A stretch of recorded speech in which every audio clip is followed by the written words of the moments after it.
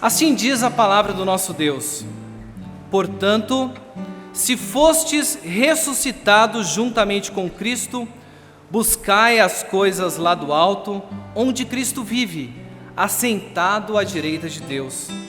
Pensai nas coisas lá do alto, não nas que são aqui da terra, porque morrestes e a vossa vida está oculta juntamente com Cristo em Deus. Quando Cristo, que é a nossa vida, se manifestar, então vós também sereis manifestados com Ele em glória. Oremos mais uma vez ao nosso Deus. Se você parar para observar, todo ser humano normal, dotado com suas capacidades físicas e intelectuais, num determinado momento da sua vida, ele vai ter que assumir determinados papéis que demandarão dele uma nova conduta e novas responsabilidades. Eu posso ver aqui vários casais, várias pessoas maduras, e você deve se lembrar da vida que você tinha antes de você ser casado, e que a partir do momento em que você casou, você deixou de viver para si mesmo e passou a viver levando em consideração toda a sua família. Do mesmo modo, na sua profissão, em determinado momento você recebeu uma promoção e você passou a agir e ter responsabilidades que você nem mesmo imaginava. E da mesma forma como acontece nessas situações corriqueiras do nosso casamento ou da nossa profissão, o mesmo é esperado da nossa vida como cristãos. Se você parar para observar as Escrituras, você notará que ela claramente nos aponta que o crente deve ter uma nova conduta de vida que é pautada pelas Escrituras. Mas quando nós olhamos para as nossas vidas, nós notamos que se por um lado nós somos diligentes no nosso emprego, se nós somos diligentes na nossa família, se nós somos diligentes com as coisas que nós amamos, muitas vezes nós negligenciamos a realidade da nova vida que nós temos em Cristo Jesus. E é por isso que eu quero nesta noite expor para os irmãos Colossenses de 1-4, para observar o que a palavra de Deus, o que a palavra de Deus nos adverte a respeito da nova vida em Cristo. E para isso nós faremos em 3 movimentos. Primeiramente nós observaremos o que a palavra de Deus, nestes 4 versículos, ela nos fala a respeito da natureza dessa nova vida. Na sequência nós notaremos quais são os deveres dessa nova vida e, por fim, qual as motivações que devem direcionar essa nova vida em Cristo. Os versos que acabamos de ler, eles foram escritos no momento em que Paulo ele se encontrava preso, e Paulo, muito embora tivesse plantado diversas igrejas, a igreja de Colossos não foi uma igreja plantada pelo apóstolo Paulo, sendo plantada ali por Epáfras. E a cidade de Colossos era uma cidade cosmopolita, tendo ali cidadãos gregos, cidadãos judeus, e era uma cidade marcada por um sincretismo religioso, misturando várias partes de diversas das religiões. E Epáfras, ele vai até Paulo para informar de um perigo que estava ameaçando a igreja de Colossos. E esse perigo, não nos é dito de maneira direta aqui na Epístola de Colossenses, mas nós podemos observar que Epáfras vem ali trazer uma mensagem para Paulo, apontando que o que os estudiosos chamam da heresia colossense que estava ameaçando a vida naquela igreja.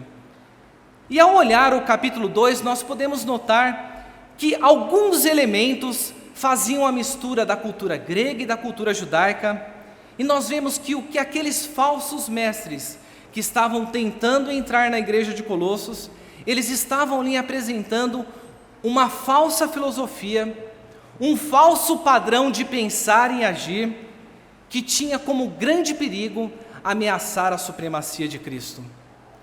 Aqueles falsos mestres estavam impondo para aqueles crentes, dizendo a eles que eles só teriam uma vida plena, não era apenas através da nova vida que eles desfrutavam em Cristo, mas era necessário que eles observassem algumas práticas e ritos judaicos. No capítulo 2 nós vemos também que alguns deles estavam demandando daqueles crentes culto a anjos, levando a um misticismo, e ainda apresentando que eles deveriam deixar de praticar essas ou aquelas práticas. Nós notamos então que a heresia de Colossos, ela ameaçava a supremacia de Cristo, porque ela não apresentava Cristo unicamente, mas ela apresentava Cristo mais o legalismo judaico, ela apresentava Cristo mais o misticismo de adoração a anjos, e ela apresentava Cristo mais o ascetismo, aquelas práticas que eles deveriam negar se quisessem ter uma vida plena. Apenas para nós situarmos a nossa mensagem, os versículos que nós lemos, a Epístola de Colossenses ela está dividida basicamente em 3 partes, onde na primeira, que vai do capítulo 1 até o capítulo 2:7, Paulo ele vem apresentar qual é o entendimento correto que os crentes de Colossos deveriam ter a respeito de Cristo. Depois, na segunda parte, do capítulo 2:8 até o capítulo 3, ele vem a lidar diretamente com o erro que estava ameaçando aquela igreja. E por fim, na porção final da sua carta, do capítulo 3:5 até o final, ele vem apresentar como essas verdades teológicas, elas deveriam impactar a vida daqueles crentes. Paulo então ele apresenta a teologia correta, o entendimento correto que eles deveriam ter a respeito da supremacia de Cristo, para então nos mostrar na sequência como isso deveria mudar as suas vidas. Pode ser que nesse momento você tenha parado e, se comparando com a sociedade de Colossos, se ache isento desses perigos, mas quando nós olhamos para as nossas vidas e para a sociedade que nos rodeia, até mesmo dentro da igreja, nós temos notado que muitas vezes Cristo não tem sido supremo em nossas vidas, e nós temos buscado a supremacia em coisas que muitas vezes têm a aparência de piedade, têm a aparência de santidade, mas que no final o que estão fazendo é adicionando um algo mais à obra de Cristo Jesus, ameaçando assim a supremacia de Cristo. Então, com esse contexto, nós podemos entrar aqui nos nossos versículos e observar o que a palavra de Deus nos fala com respeito da natureza dessa nova vida que nós temos ao sermos unidos com Cristo. Observe na sua Bíblia como Paulo começa. Ele inicia dizendo no versículo 1: portanto, se fostes ressuscitados juntamente com Cristo. Paulo aqui, nestes 4 versículos, ele vem fazer a transição sobre toda aquela conceituação teológica que ele fez a respeito de Cristo, o embate contra o erro, para na sequência entrar na parte prática. Mas antes de entrar na parte prática, em como aqueles crentes deveriam viver à luz da supremacia de Cristo, Paulo vem aqui estabelecer alguns pontos muito importantes para nós. E o primeiro deles que ele vem aqui a nos apresentar, ele se encontra nessa oração: se fostes ressuscitados com Cristo. Em algumas das versões, como na minha, parece que Paulo ele está com dúvida a respeito da salvação daqueles crentes, mas na tradução de você, na tradução da NVI, ela conseguiu captar muito bem o entendimento dessa passagem, porque ela nos apresenta: já que vocês ressuscitaram com Cristo. Paulo então aqui não está duvidando da fé daqueles crentes, da religiosidade deles, da fé que tinham em Cristo Jesus, porque já no início, no capítulo 1, ele chama aqueles crentes de santos e fiéis, ele elogia a fé deles em Cristo e o amor pelos santos, e também a esperança que eles tinham guardadas para a vinda de Cristo Jesus, a esperança que eles tinham preservada no céu. E nós podemos notar aqui deste pequeno verbo, dessa palavra que Paulo nos coloca: se fostes ressuscitados, algumas coisas importantes a respeito da nova natureza, da vida que você tem em Cristo Jesus.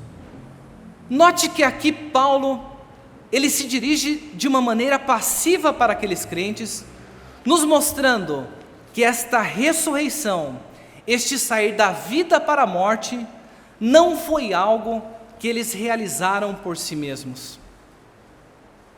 Isso não foi apenas algo que eles realizaram por si mesmos, mas isso também se deve a uma realidade de que esta ressurreição, ela foi obtida por meio da união mística dos colossenses com Cristo.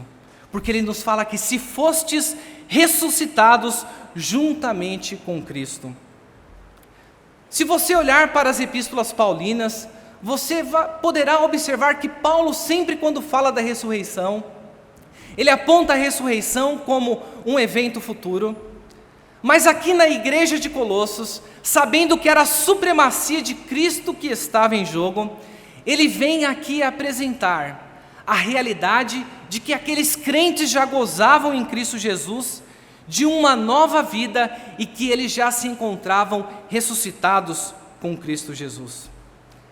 A palavra de Deus nos aponta aqui em Colossenses, mas no início do capítulo 2, que ele fala que aqueles colossenses estavam unidos a Cristo, aquele em quem habita corporalmente a plenitude da divindade, e fala que nele eles estavam aperfeiçoados. E essa verdade ela é muito importante para os nossos dias, porque como reformados eu tenho certeza que se perguntar para qualquer um dos irmãos aqui, dos 5 pontos clássicos do calvinismo, lá da Tulipa, os irmãos já apontarão que o primeiro é a doutrina da depravação total do homem. Entendemos que o homem em toda a sua extensão foi corrompido pelo pecado, e por conta de um entendimento muitas vezes errado sobre a depravação total, nós passamos a justificar a nossa vida de pecado. Então passa-se 1 ano, passam-se 2 anos, e você ou eu permanecemos naquela prática do pecado, e qual a doutrina que nós apresentamos? É a doutrina da depravação total. Somos pecadores, a nossa carne é fraca, por isso caímos em pecado. Mas o que Paulo vem aqui a nos apresentar, o que Paulo vem apresentar para aqueles crentes, é que eles já gozavam de uma nova vida em Cristo.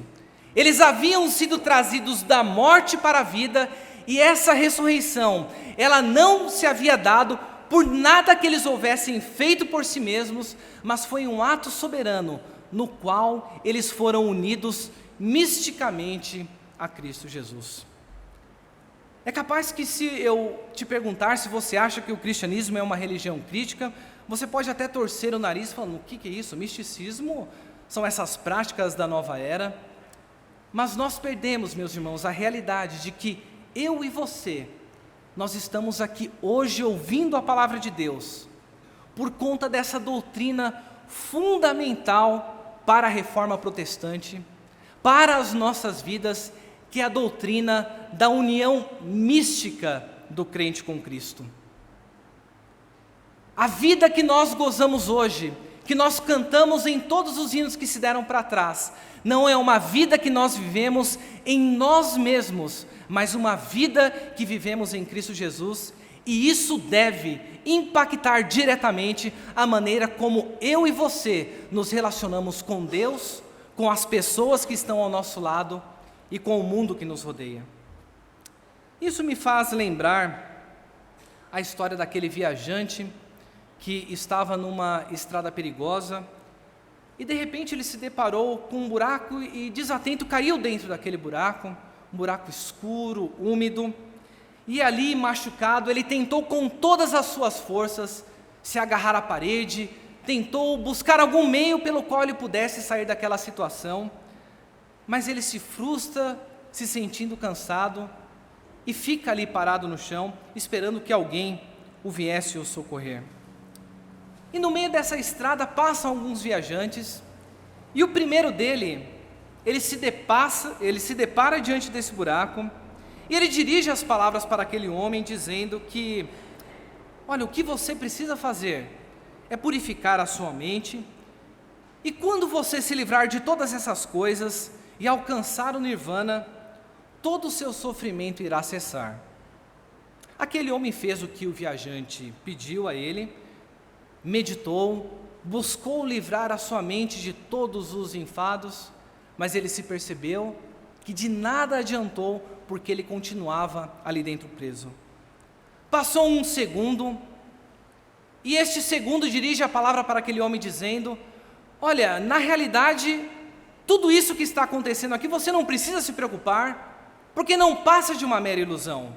Esse buraco não existe, você não existe, e o que você tem que se fazer é se livrar de todo esse entendimento, de toda esta ilusão, e você então perceberá que aí então você será uma pessoa feliz. O homem tentou fazer aquilo, mas ele percebeu que aquele buraco em que ele se encontrava era um buraco real, e ele continuava preso ali dentro. Passa um terceiro viajante, e aquele viajante diz para aquela pessoa que se ele praticasse boas obras, que se ele viesse a viver uma outra vida, de repente, nesta nova vida, ele poderia viver uma vida de sofrimento, e mesmo que ele morresse ali naquele buraco, ele ainda teria uma oportunidade de reencarnar e viver uma vida de felicidade. Mas aquele homem, com cada uma das tentativas, continuava cada vez mais fraco e perdendo as esperanças. Passa um quinto homem ali dentro, com uma aparência piedosa, e dirige a palavra para ele dizendo que, olha, o que você precisa fazer é orar 5 vezes por dia voltado para o leste e seguir as 5 mandamentos importantes. E se você for fiel na execução destes, talvez um dia o divino venha se liberar. O homem orou o melhor que podia, mas se viu sem forças nenhuma no interior daquele buraco.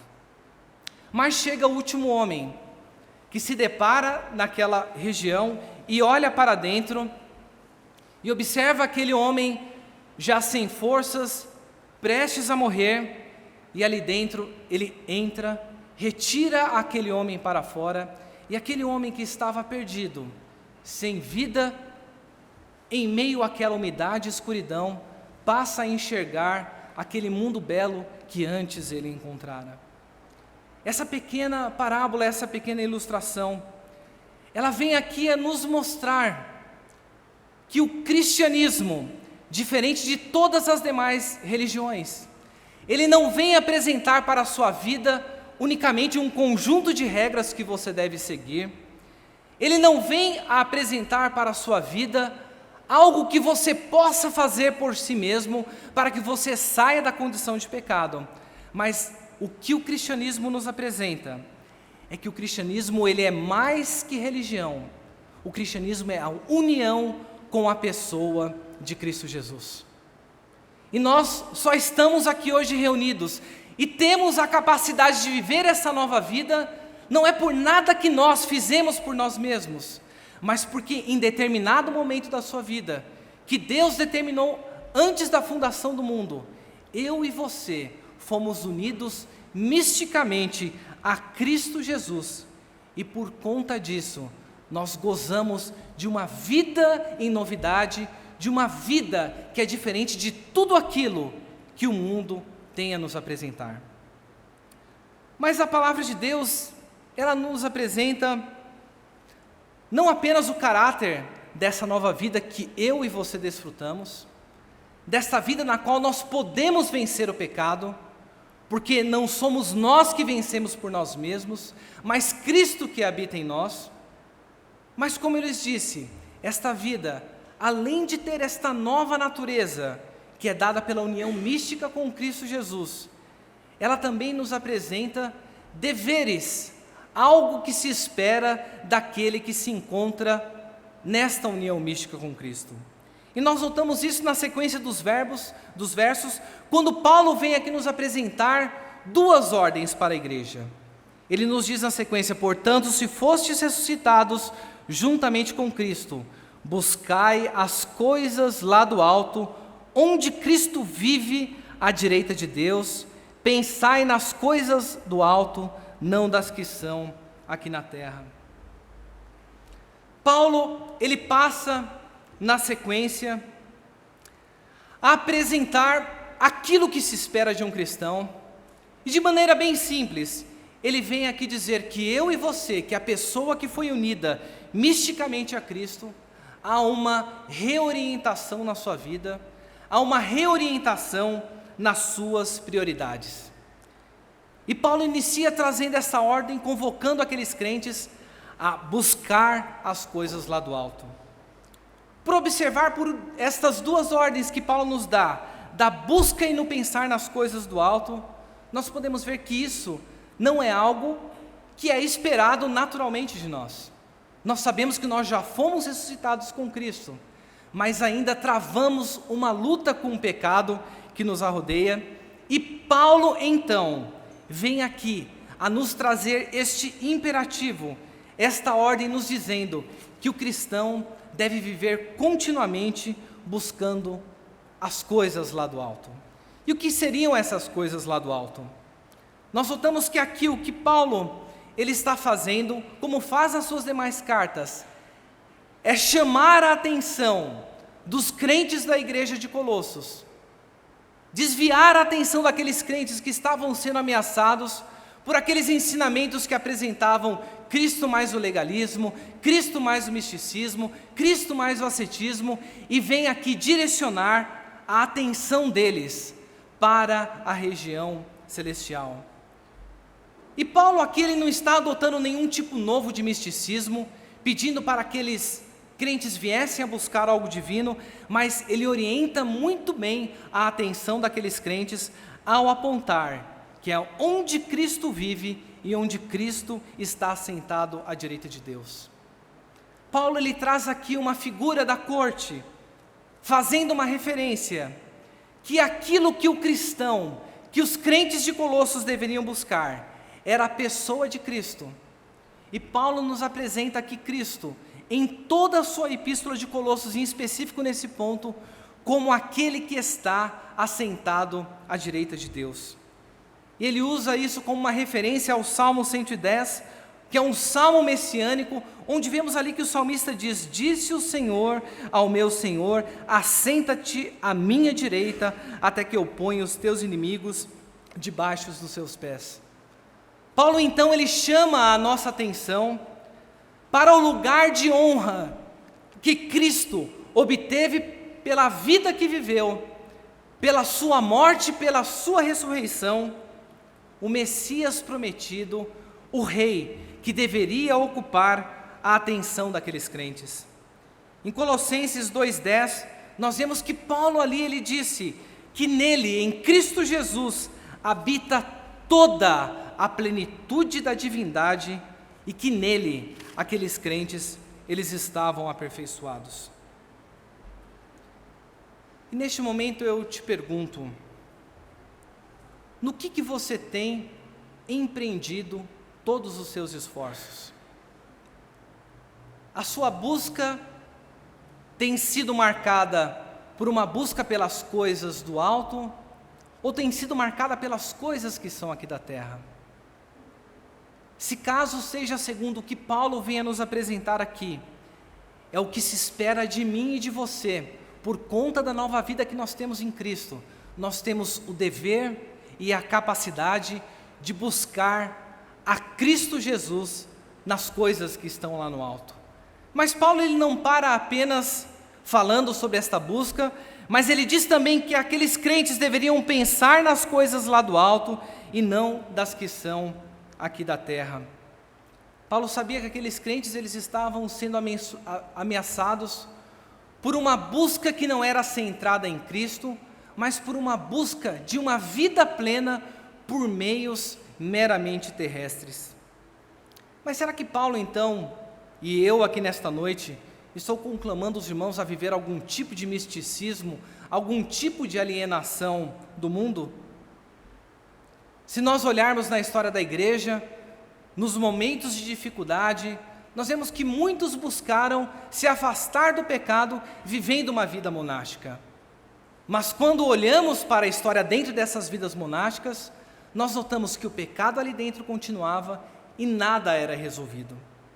Paulo não está nos chamando a vivermos uma vida isolada do mundo, mas o que ele vem a nos apontar é que nós devemos viver aqui na terra com a nossa busca e o nosso pensamento com os olhos voltados para a eternidade. Não significa que você abandonará o seu emprego para viver 24 horas dentro de uma igreja, mas o que a palavra de Deus ela nos conclama é a vivermos uma vida centrada com os olhos em Cristo, de modo que o meu casamento, eu ame a minha esposa da maneira como Cristo amou a sua igreja. Que eu olhe o meu relacionamento para com o meu próximo, não da maneira individualista e competitiva que nós olhamos no mundo, mas que eu olhe para o meu próximo com uma vida sacrificial, com uma vida de servo de doação a Ele. Porque se eu fui ressuscitado com Cristo, se eu fui unido misticamente a Cristo Jesus, estes deveres são algo que nos são dados e nos quais nós temos plena capacidade de realizarmos, porque não realizamos isso por algo que temos em nós mesmos, mas por conta de Cristo Jesus. E olhando para essa reorientação que Paulo nos dá, da busca e do pensamento, me chama muito a atenção nas Olimpíadas, as atividades da ginástica olímpica, a força que aqueles atléticos têm para realizar aqueles movimentos de força e de tanta beleza. E buscando certa vez sobre a vida, a rotina diária de um desses atletas, eu observei o relato que a Jade, aquela atleta brasileira, ela deu a respeito da sua rotina diária. Ela nos apresenta ali que levanta de manhã às 7 horas da manhã, tem a sua rotina, toma o seu café, o seu peso deve estar, na época quando ela relatou, entre 45 quilos e 46 quilos. Ela nos diz que vai para os treinamentos, realiza ali todos os esforços que aquele seu técnico diz, volta, estuda, mas os seus relacionamentos, os momentos que ela sai para se divertir, todos eles são reorientados pelo fato de que ela é uma atleta e que a sua vida, ela está orientada para conseguir aquele primeiro lugar no pódio. Então tudo aquilo que ela come, tudo aquilo que ela faz, tudo aquilo que ela se restringe a fazer, ela coloca todos os seus esforços, porque o seu objetivo é conseguir o primeiro lugar no pódio e de ser uma vencedora. A palavra de Deus, ela nos diz e nos compara a atletas de Cristo Jesus. Como nós temos vivido a nossa vida diária? O que tem sido a bússola interna que te dirige em tudo aquilo que você faz? Se eu te perguntasse agora, o que é que te motiva a acordar de manhã e fazer tudo aquilo que você faz, qual seria a resposta que você daria? Essa atleta nos apresenta que tudo aquilo que ela faz é por conta daquele primeiro lugar no pódio que ela deseja. E da mesma forma nós temos algo de superior e algo maior que nos aponta que a vida que eu devo viver aqui na terra, eu tenho o dever de realizar a minha busca e de colocar os meus pensamentos orientados não por conta do sucesso financeiro, não por conta da promoção que eu venha a ter, não por conta do sucesso dos meus filhos, mas eu tenho que viver com os pés na terra, com os olhos voltados para a eternidade. Qual foi a última vez que você ansiou pela vinda de Cristo Jesus? É fácil nós pedirmos para que o Senhor volte e nos tire desse mundo pecaminoso, mas o que a palavra de Deus ela nos aponta é que o nosso Senhor nos colocou aqui para sermos sal nessa terra, e para que tudo aquilo que nós viéssemos a fazer, nós fizéssemos com os olhos voltados, não para aquilo que é passageiro, mas para aquilo que é eterno. Então nós vemos que a vida que eu e você temos hoje não é uma vida que é devida aos seus esforços, mas essa vida tem uma nova natureza, na qual você foi ressuscitado com Cristo Jesus. esta nova vida que você desfruta em Cristo, ela não é uma vida na qual você foi chamado à passividade, mas é uma vida na qual você foi chamada para buscar e viver as coisas que são lá do céu, viver aqui na terra com os olhos voltados para a eternidade. Mas pode ser que você entenda a verdade de que a nova vida em Cristo, ela é fruto da ressurreição com Cristo Jesus. Pode ser até que você compreenda e balance com a cabeça sobre o dever que a palavra de Deus nos chama para buscarmos e pensarmos nas coisas lá do alto, mas por conta da vida que nós vivemos neste mundo, envolvida na visão do mundo, uma vida que não é pautada pelos olhos voltados para a eternidade, pode ser que nesse momento te falte as motivações corretas para a sua vida. Então Paulo aqui ele nos apresenta não apenas a vida, os deveres dessa nova vida em Cristo, mas ele nos aponta também quais são as motivações que devem dirigir a sua e a minha vida neste mundo. Note só o que ele nos diz no verso 3. Paulo vem a nos apresentar duas motivações. E eu quero que você preste atenção que uma motivação, ele nos aponta para algo que aconteceu conosco no passado.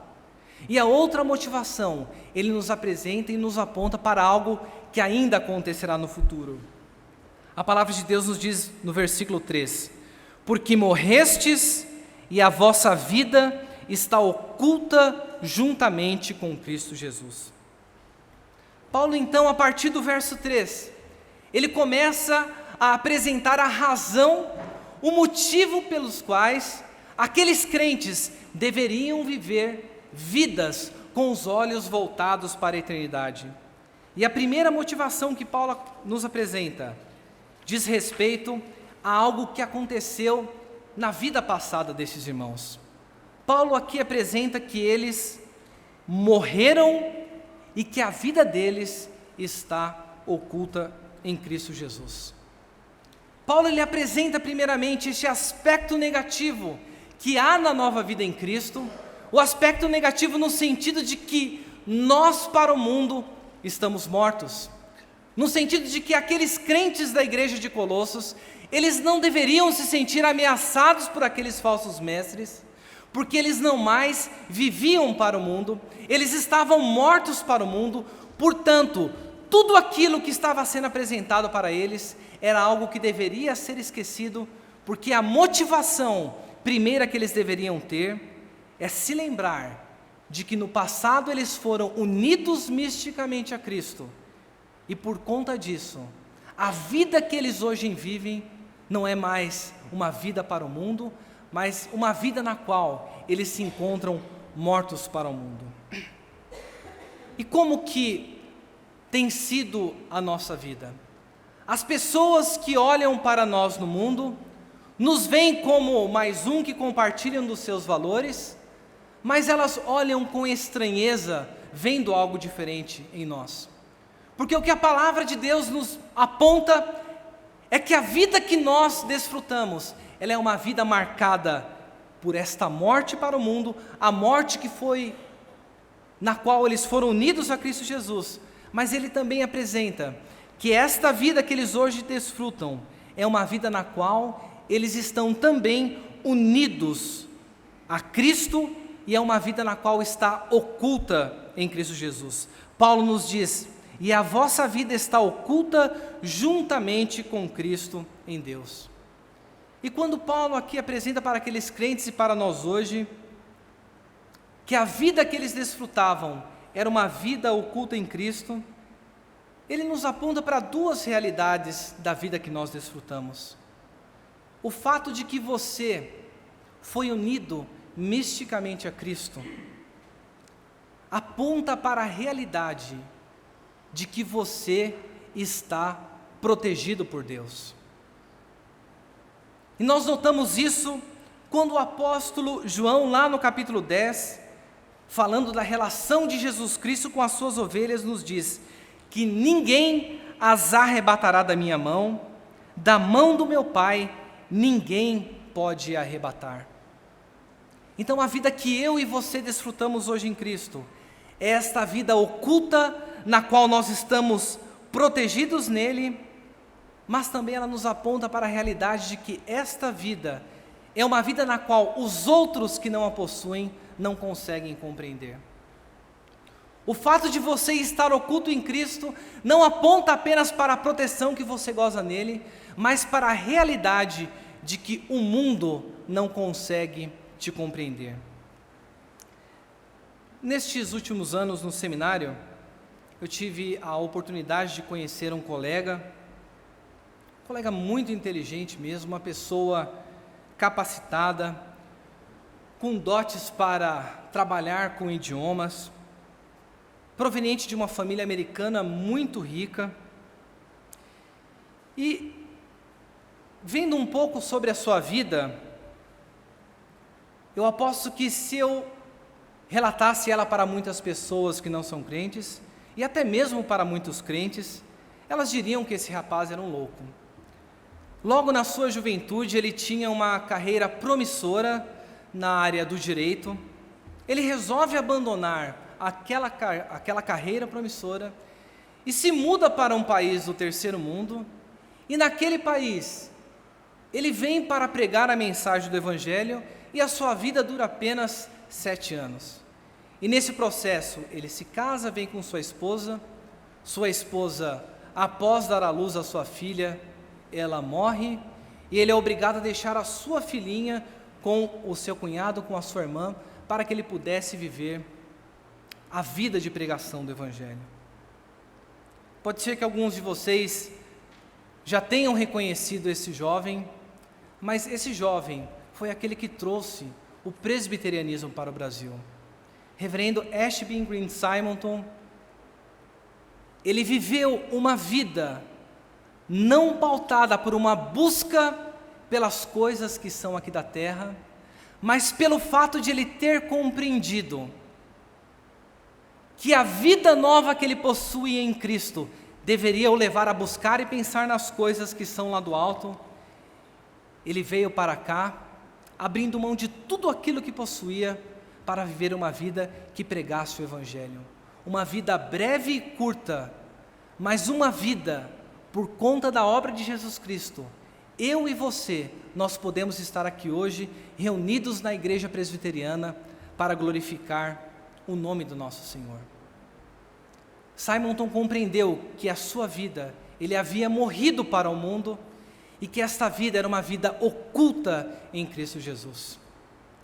Mas Paulo, ele não nos apresenta aqui apenas uma motivação do que aconteceu no passado, uma motivação que deve motivar a mim e a você a vivermos uma vida engajada nesse mundo para a glória de Deus, mas ele apresenta também algo que acontecerá no futuro, e isso nós vemos no verso 2.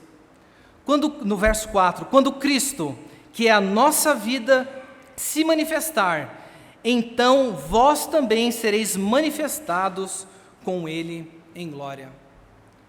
Paulo, então, ao fechar esse seu pensamento aqui no verso 4, se no começo ele tinha apresentado a ressurreição como algo que era uma realidade já presente na vida dos crentes, ele vem apresentar ainda o ainda não, algo que ainda espera aqueles crentes que deveriam motivá-los a viver uma vida pela busca e pelo pensamento das coisas que são lá do alto. E Paulo nos apresenta aqui que esta nova vida que nós desfrutamos não é uma vida meramente biológica, mas ele iguala a esta vida ao próprio Cristo Jesus quando diz: quando Cristo, que é a nossa vida. A vida que eu e você desfrutamos hoje não é uma vida devida aos nossos próprios méritos, mas uma vida que foi alcançada pela obra sacrificial de Cristo Jesus. Pode ser que você, em determinado momento da sua vida, ou até mesmo hoje, venha dizer que a minha vida é o trabalho, eu vivo para o meu trabalho. Pode ser que na sua prática, você demonstre que a sua vida é a sua família, são os seus filhos, porque tudo aquilo que você faz é voltado para Ele. Pode ser que a vida que você vive hoje seja uma vida na qual você viva para as mulheres ou para os homens, uma vida pautada unicamente pela busca do prazer.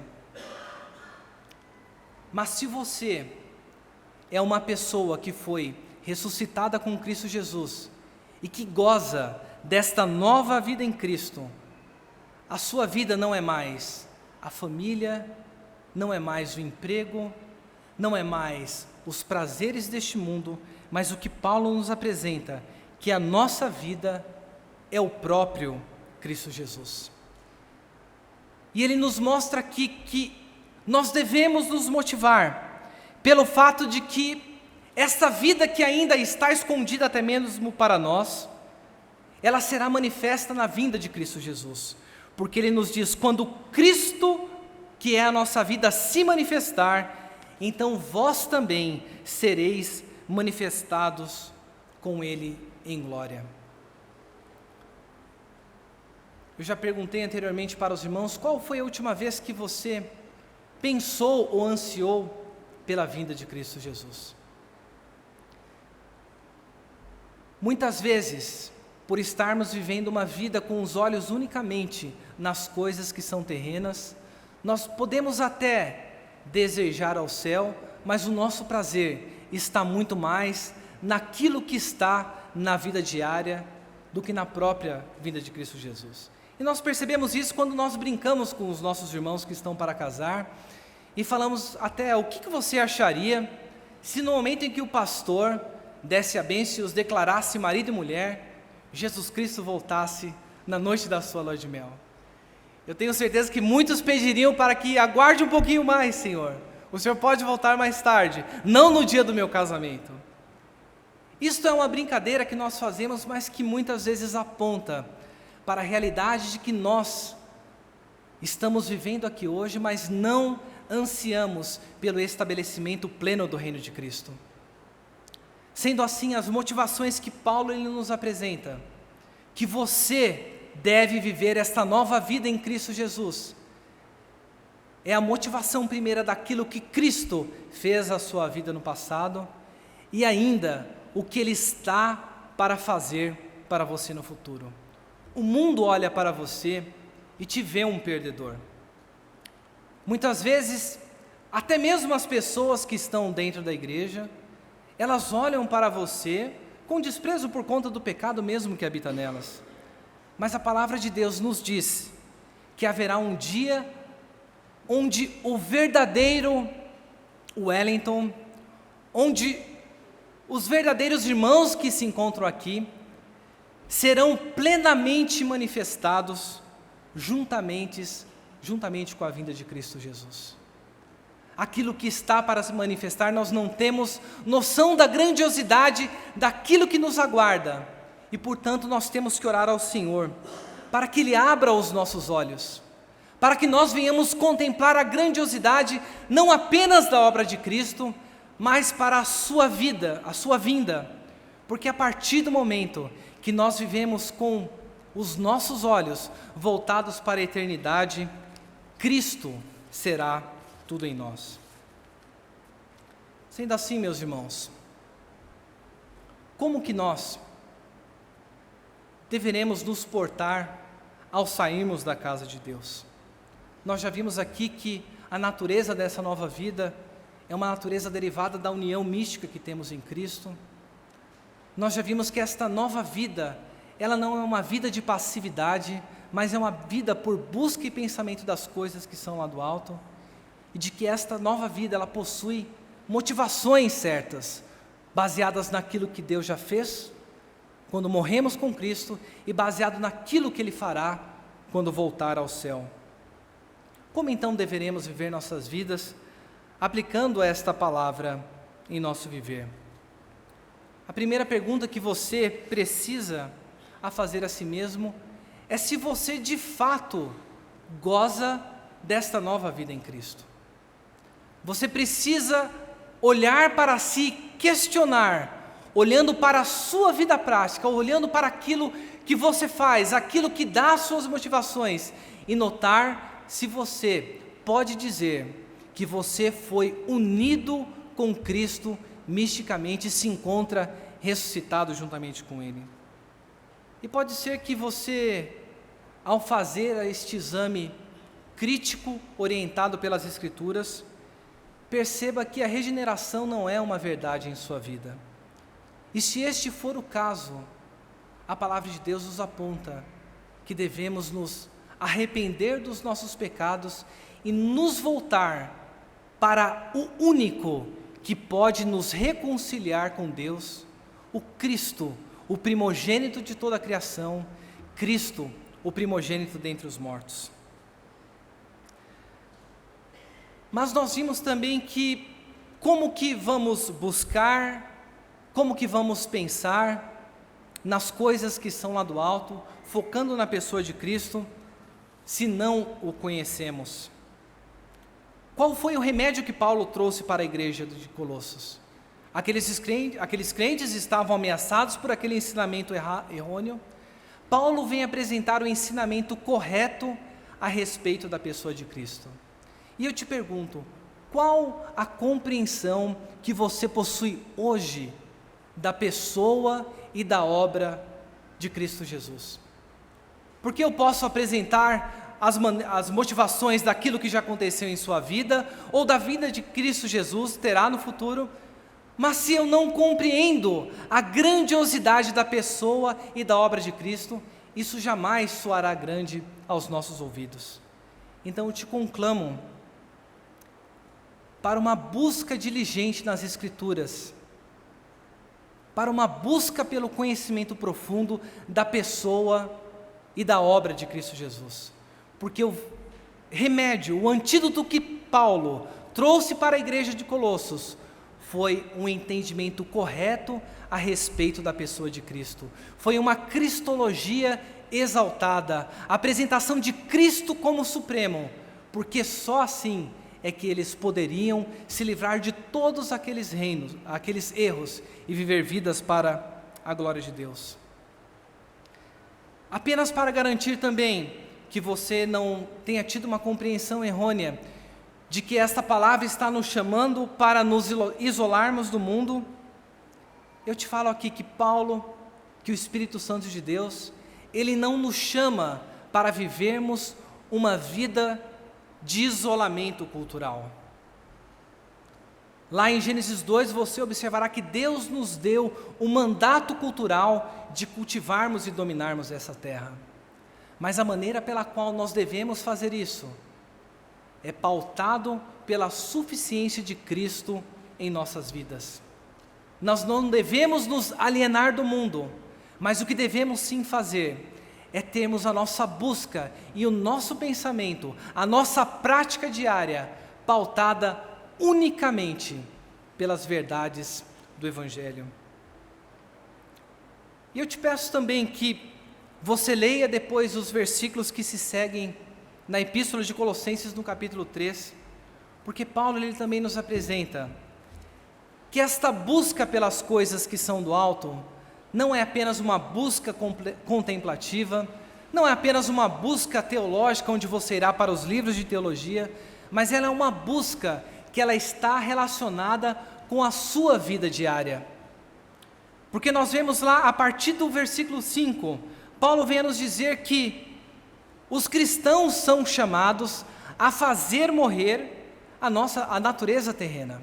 E foi lido aqui na liturgia, fazer morrer a prostituição, impureza, a paixão lascívia, desejo maligno, avareza e idolatria, que é por conta dessas coisas que vem a ira de Deus sobre aqueles que desobedecem.